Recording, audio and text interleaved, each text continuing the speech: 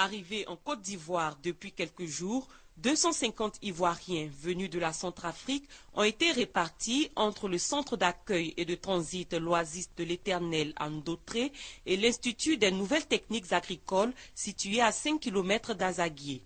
Un hébergement rendu possible par les efforts de l'ONG Côte d'Ivoire Prospérité. De Ndotré à Azaguié, ces réfugiés aspirent tous à une bonne insertion socio-professionnelle en Côte d'Ivoire, leur pays d'origine. Je suis partie à Centrafrique, mes enfants marchaient bien. Mais avec la situation là, les balles perdues, vraiment, c'était chaud. Ça n'allait même pas. Mais on remercie le président.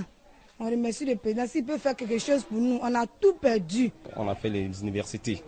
Beaucoup des enfants sont restés seulement comme ça, c'est ça que nous voulons que et les gouvernements ivoiriens nous aident à nous faire rattraper tout ce temps qu'on a perdu. La ministre de la Solidarité, de la Famille, de la Femme et de l'Enfant, Anne-Désirée Oloto, dit avoir pris en compte les préoccupations des Ivoiriens rapatriés, mais avant toute action du gouvernement, chacun de ces réfugiés devra trouver un point de chute. Il appartiendra au gouvernement de se pencher sur les différentes préoccupations que nous avons pu recueillir ça et là de ces populations qui, dans une bonne majorité, n'ont pas vraiment de traces précises de leurs familles respectives. Je crois qu'il sera facile de retrouver donc ces familles-là. Le plus important, c'est de faire en sorte que les sites soient libérés rapidement.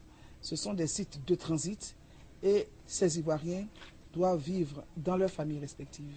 Une fois que les réfugiés auront regagné leur famille, le ministère de la Solidarité s'attellera à faire des propositions au prochain conseil de gouvernement et de ministres en vue de l'adoption d'une démarche à suivre pour l'insertion de ces rapatriés.